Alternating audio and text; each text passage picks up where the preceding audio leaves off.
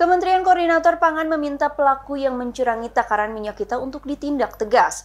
Permintaan ini menyusul temuan adanya produk minyak kita yang tak sesuai takaran pada label. Menteri Koordinator Pangan Zulkifli Hasan buka suara terkait kasus kecurangan takaran minyak kita yang ditemukan Menteri Pertanian Andi Amran Sulaiman beberapa waktu lalu. Dalam sidak di Jakarta Selatan, Menteri Pertanian menemukan produk minyak kita yang takarannya tak sesuai label. Seharusnya berisi 1 liter, ternyata hanya berisi 750 hingga 800 ml.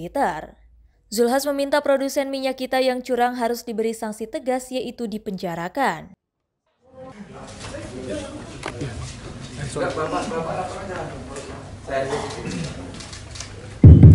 Baik. Tanggapannya soal minyak kita, Pak, yang temuan kurang dari 1 liter, Pak? Iya, kalau ada yang curang penjarakan. Ya, terima kasih. Terima kasih, Bapak.